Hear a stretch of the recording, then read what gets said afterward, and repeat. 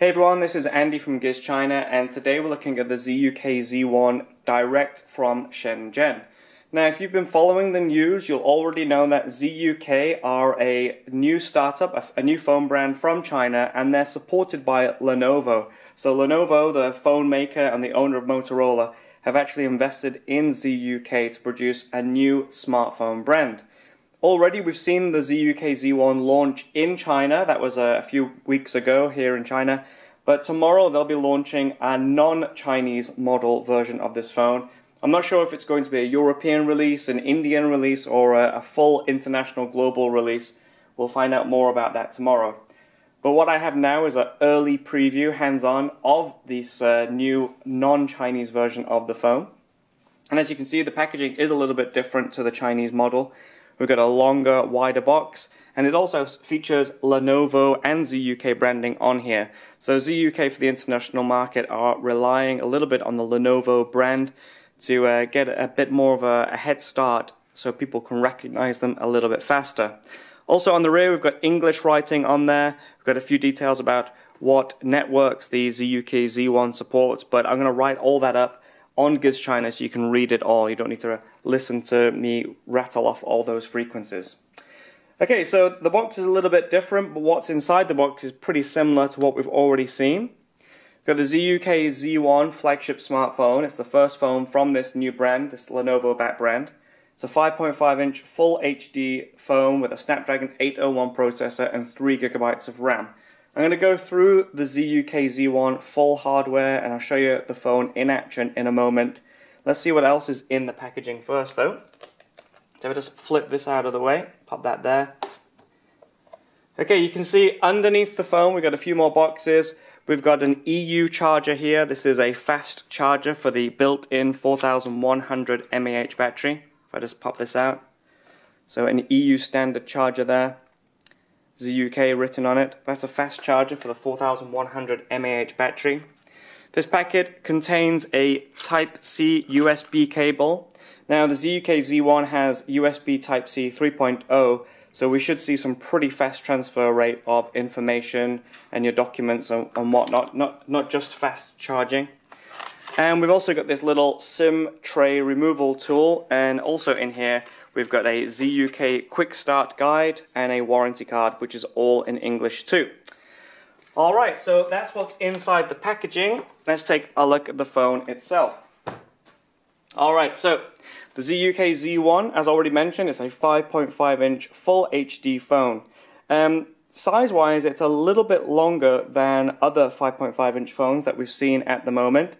Part of that reason is this physical home button, but also the gap between the bottom of the screen and the button is quite large too. In a moment I'll bring a few other phones in as a size comparison. But let's take a look at other details of the ZUK Z1 first. So it appears to have quite narrow bezels, but there is a black border around this 5.5-inch Full HD display. It's not as quite a larger border that we've seen in other devices, but there is a little bit of a black border around the screen. We've got a front-facing 5-megapixel camera there and a receiver there for calls, obviously. On the rear, 30-megapixel camera with OIS. We've got a dual-tone LED flash on the rear and ZUK branding on there too. I'm not entirely sure if this rear panel comes off. There's no area where you can get your thumbnail in or a tool in there to pull it off. But there may be a way of getting it off to replace it with different colored panels or whatever. Around the edges we've got this aluminium chassis. Looks a little bit like the iPhone 6 chassis. It's a design that a lot of Chinese phone companies are using. It's a rounded aluminium chassis with a nice bezeled edge toward the screen and the rear panel. It's very, very well made. It looks very nice and it feels great in the hand. Got a 3.5mm headphone jack in the top. Power button and volume rocker on the right hand side. We've got a speaker, a microphone plus USB Type-C in the base. And on the left hand side we've got this SIM tray, which is for your dual SIM cards. There's 64 gigabytes of internal memory on the phone, so there's no micro SD support that I'm aware of, but I will just double check that in a moment. Also inside here we've got 3 gigabytes of RAM, Snapdragon 801 running at 2.5 gigahertz. So pretty good specs. Even though it has a Snapdragon 801, it's quite a nippy device. I mean, I've never had an issue with an 801 processor. It's always been quite good. It doesn't overheat. It's very fast, very stable, and has great GPS. So actually, I'm quite happy that ZUK have opted for that processor on the Z1. Okay, now, this being, although it is the international version of the phone, this early model has the Chinese ROM on here, which is called ZUI. Now, it does have English on this, so you can use it. It's not an issue. There's English and Chinese language on there. But just like many other Chinese ROMs, there's no Google Play support or Google services in here. I've not tried to install Google on it, so I'm not sure just how easy or difficult it might be. It might be a really simple installation, or it might be a bit more in-depth, but I will try that out. But I do know tomorrow at the official launch we're going to learn more about the international or European or whatever they want to call it ROM for this phone, and it should be quite a nice surprise, unless you've been following the news, of course, and you know what the rumors are saying.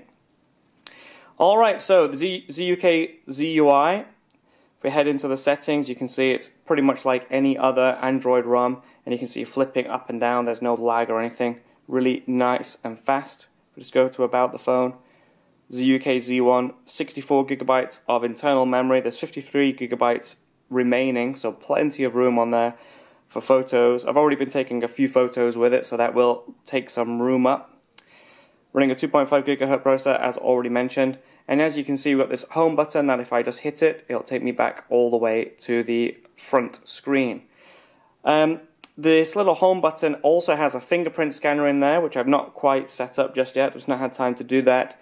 But it also features something called UTouch.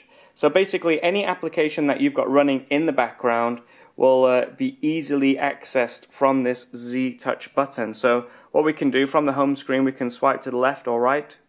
Sorry, if I open an app, sorry. From an application, if I want to open another app, I can swipe to the left and go into the settings, WeChat. So these are all applications that I've been running in the background.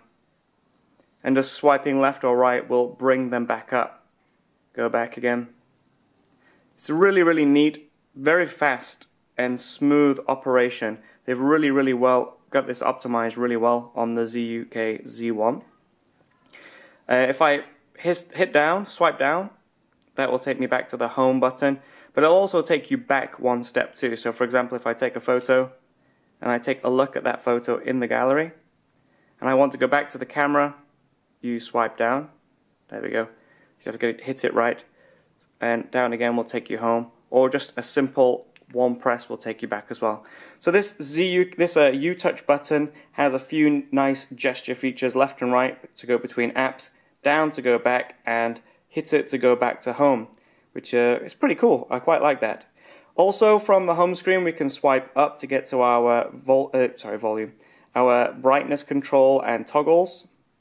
And as usual, we've got our notifications in the top if there were any.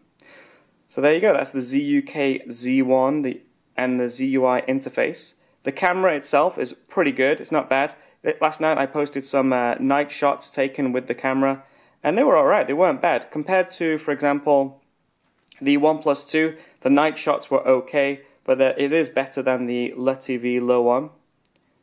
Here's some photos that I was taking today around the hotel gardens. So the photos are pretty nice. It's a very fast camera. It's quite a detailed camera too. But remember, this is not the final ROM for the phone. So we should see some improvements on the speed and optimization.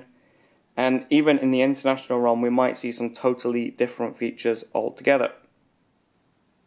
Okay, so if we, there we go back, or hit it and go home. Before we go, I'm going to show you the ZUK Z1 compared to the OnePlus 2. So let me just pop that down. Let's bring the OnePlus 2 in, and also the LTV Low 1. You can see that there's a little bit of a size difference between the three phones.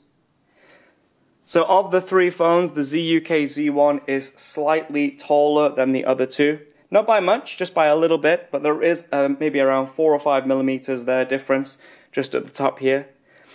Width is very similar between all three phones. So if I just pick this up and show you a little bit better.